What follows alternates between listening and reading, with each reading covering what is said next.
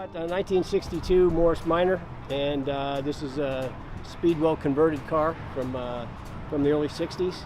And it's all original interior, and of course Speedwell dash, Speedwell gauges, Speedwell engine. And we brought a 67 Rally replica for 177, which was about a 2-year process to restore. So we're here primarily for the camaraderie, to meet these great people that we have a common interest with. You know, these cars are phenomenal. And we want to keep the heritage and the legend alive for Mini. The cars today, Mini cars today are great cars, but the value in those cars comes from the heritage that they follow with this original Mini design.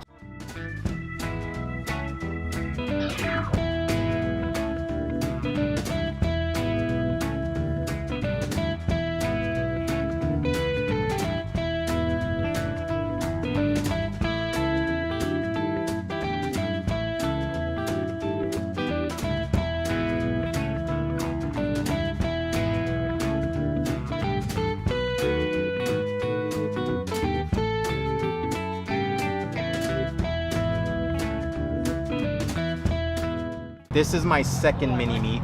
2 years ago, we went to Maryland for the mini meet down there, and unfortunately, I wasn't able to bring the car because one, it was in pieces, and two, I wouldn't have been comfortable driving it down to Maryland. But now that it's up and running nicely, I wouldn't mind taking it for a nice road trip. This Mini is a 1988 Mini, Austin Mini, jet black. It's not jet black anymore, but the color is gray black from a Porsche 911 GT RS. What I have done is a head swap from a BMW K1100 motorcycle. You can do the swap yourself, or you can purchase the whole motor swap from company Specialist Components in England. I got pretty lucky. I found the motor locally, which was great and all, but it was still a lot of work to get everything custom to be applied, be able to put into the car. So it went from 48 horsepower to 138 horsepower, and it's fuel injected.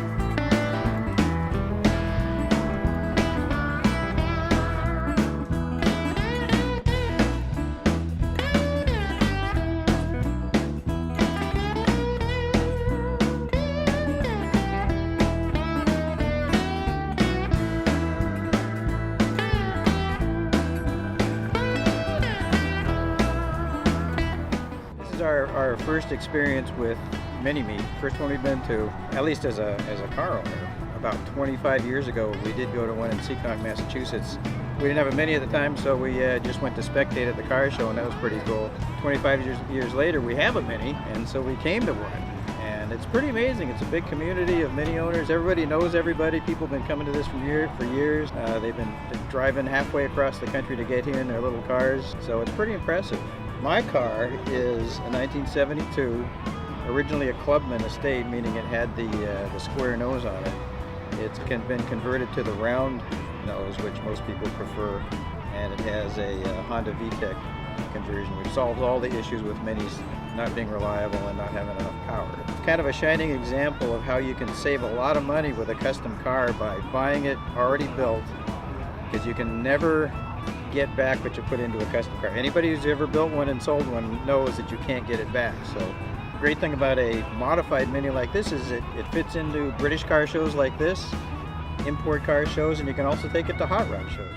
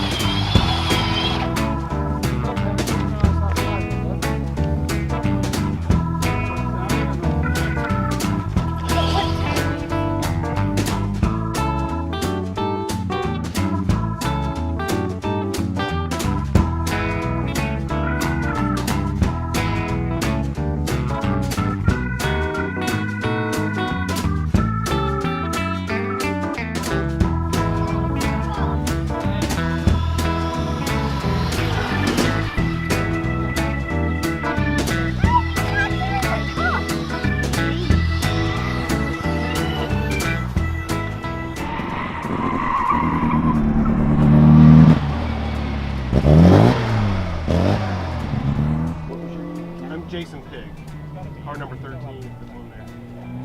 So you should be in the class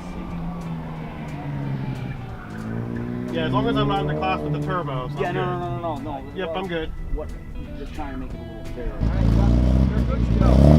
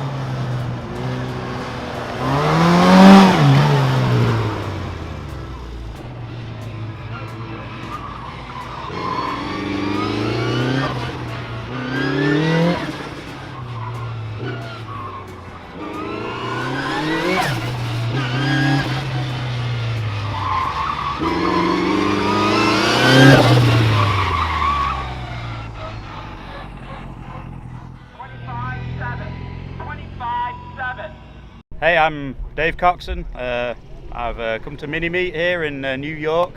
It's a blistering hot day, and we're just at the auto test now, having a lot of fun. First time out in my auto test with my 16 valve 1100 K1100 Turbo Mini, so it's going okay, but I need more negative camber.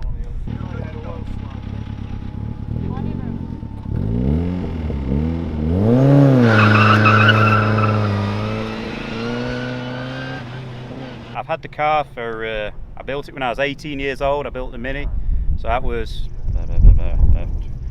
over 20 years ago. It's always been turbocharged.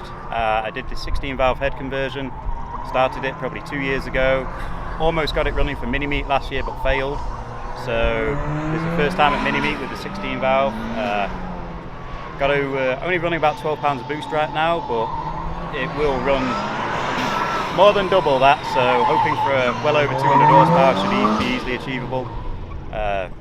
Got a Quaife limited slip differential in it, 4-pot calipers, so it goes and stops pretty well right now. I like fuel injection, love playing with fuel injection, and fuel injecting a 5-port is a challenge. There's only one way you can do it right now, and that's with Mega Squirt, and even then it's you got to have O2 sensors in each branch to do it properly and get your mixture balanced, because your injection point advances with respect to RPM, not just your ignition. So it's a real challenge to do it. Some guys have done it, some really smart guys. Kudos to those guys. I'm not that smart. I just prefer to buy an injection system off the shelf. I like the fact that I can play with my cam timing as well. And the 16 valve, of course, it is a challenge to do. I did all my own machining, made my own header, made my own intake plenum, did everything basically. So it's a great challenge. I'd recommend it to anybody, but it is not something I think you can easily do at home. There is a heck of a lot of work involved, even if you buy a kit. The block, I've got probably 30 hours of machining time in my block alone, plugging it, putting caps in it for the, and then re-drilling it for the new head, and then the pistons, probably another 10, probably in all like 15 hours in the pistons, machining pistons. So it takes a lot of stuff to do, but you know, it's something different and it's a lot of fun, and you get more power, more potential power than you ever will out of an A series, easily.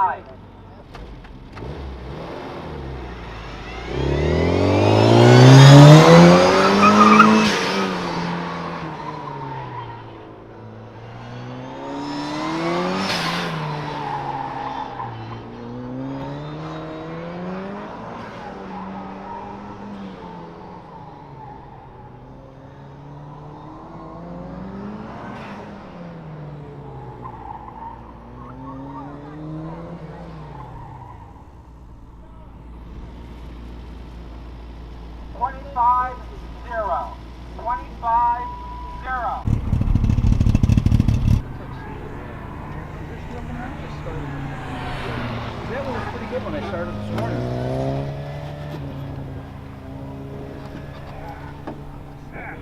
Well, I am getting at it pretty good.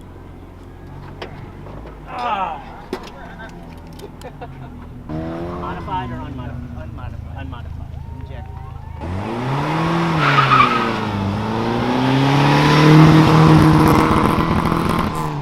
I see.